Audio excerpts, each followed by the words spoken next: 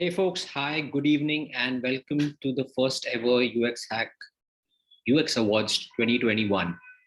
This is an initiative that we've started to find out the best user experiences across products, and we wanted to do a fun activity towards the end of the year. I take this opportunity to wish you a very happy new year as well. And the process, as such, for those who were following it, was that we opened up nomination for product across five categories, and then had voting for the last 1.5 week. The response has been tremendous. So thank you so much for putting the votes in, putting some great feedback as well in. And we have a few winners from amongst you, which we'll announce at the end. But most importantly, it's the products. So let me get my specs and let's get into it. There are four categories that we are looking at today. And let's see who are the winners of these categories. It should be interesting. Okay, so we had, as I mentioned, four categories. The first one is best onboarding. Then there is usability, help and support, in-app help and support, and look and feel. And the reason for these categories is more so to look at the UX aspects of any product, digital product, of course. And we felt these were the categories that defined it. There was one more, which was best UX copy, but it did not get enough or the right kind of nominations. So for example, WhatsApp was nominated in it. I don't know if that was right. So we kind of decided to drop that. But these were the four categories that we ended up with. And yeah, let's get into it. So the first category was best onboarding, products with the most seamless, friction-free onboarding experience. Basically, whenever a new user comes in or even a repeat user comes in when they're starting their journey, which app offers the best experience? And obviously that means that there has to be an experience, right? It cannot be just log in and that's it. It could be just log in and that's it. But yeah, which of the apps do the best job of it? There were four products that we finally came to. Nominations were pretty high for these. There were others as well, but these four made the cut. Very nice list. Nice to see an Indian product there as well, and some really good reputed names in there as well. But the product that won it, and kudos to them, is Cred. So congratulations to the Cred team. And I'm sure all of us will agree that at least the onboarding piece is just brilliant. In fact, it becomes a benchmark whenever you're considering getting a lot of data. They do PAN card, etc., CRIF data, etc. They do a fantastic job of it. The entire design piece, the look and feel, etc., that is, I mean, everyone's choice, subjective, but onboarding without a doubt, fantastic work from Cred. And yeah, deserved winners is what we feel. There was, I think the next one was Netflix, the runner-up, so to speak. But yeah, Cred was above, pretty far ahead as compared to the other three. Okay. The next category is best usability. So this is the one that I was deeply interested in. We are deeply interested in it, is because this is what actually defines a great app or a great product. It is what you do every day, and you have a hassle-free, as we're seeing, hassle-free, consistent experience every single time you use it. Obviously, there are a few products that which are high usage, right? Non-transactional, repeat usage type, which will figure in this. And the nominations that came through were, as you can see, InShots, Google Pay. Nice to see InShots, Paytm as well make the cut here. Spotify again, WhatsApp again, and Zomato. So nice to see Zomato as well there.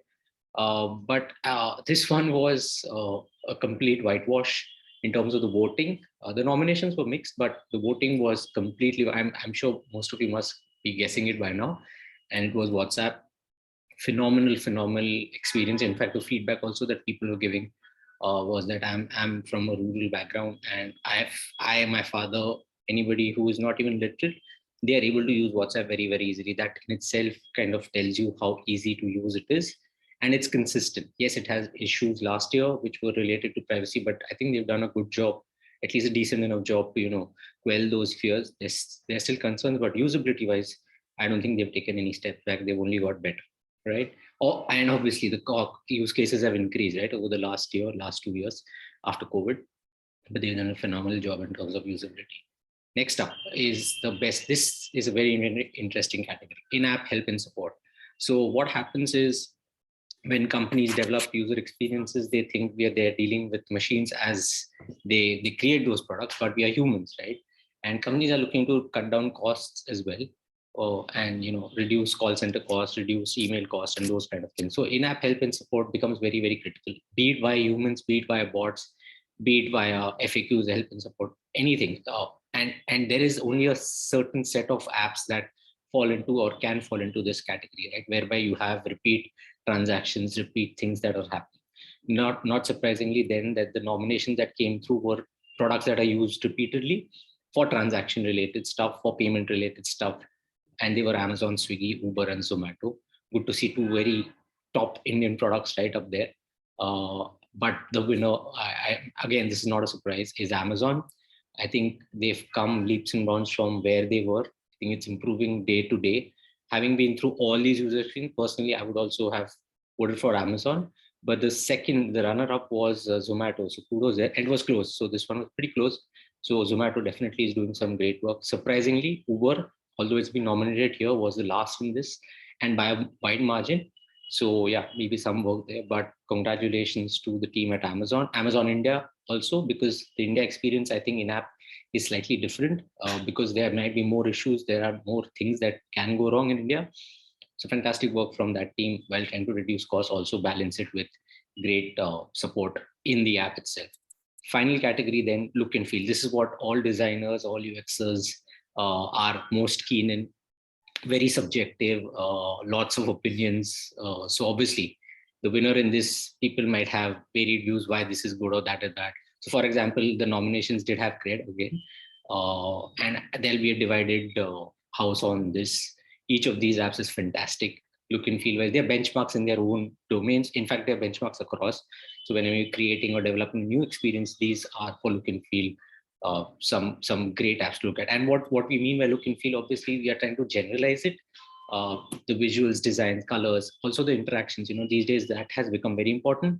The micro interactions that go into the app, and something that leaves a lasting impression, something that you instantly recognize as this is from this app, or I want to create it like they have done it. The reference apps. Tough competition here. It was pretty close. Not going any way or the other. Apart from the winner, of course, the winner was straightforward, Netflix. Fantastic. Even when I was designing this slide, for example, I mean, it is just iconic what they have created with the app. I think they've just taken it a level up, 2 or 3 notches up from what they were. They were not bad at all to start with, but with the discovery, with the stories, with the even now with the games integration, the look and feel is consistent, very, very nice, and very, very iconic. Like everybody tries to be, any streaming service definitely tries to, benchmark themselves against Netflix, or in fact, any consumption company does. So kudos to the team at Netflix. Congratulations once again to all the other winners, which is Cred, WhatsApp, Amazon, and Netflix.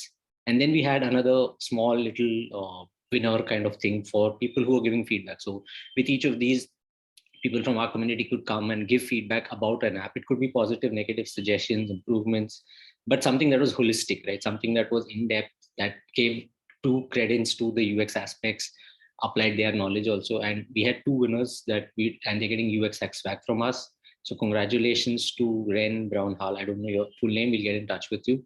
But some fantastic inputs for Spotify. Spotify surprisingly was nominated across almost all the categories, I think, but did not win. But some fantastic holistic feedback on WhatsApp across the app, across the website, across the desktop app as well.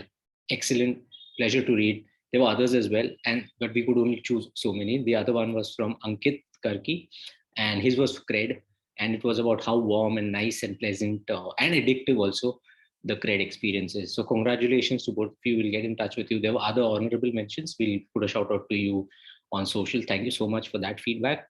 And well, that's pretty much it from our side for this UX Hack Awards 2021. Let us know what you think about these winners. If you had some others that you think could have been or should have been winners. And we look forward to doing this more regularly, maybe in different formats. But for sure, next year we'll have one more UX Hack Award. That's pretty much it from my side. Thank you so much and wish you all the best. Stay safe and we'll see you soon. Bye-bye.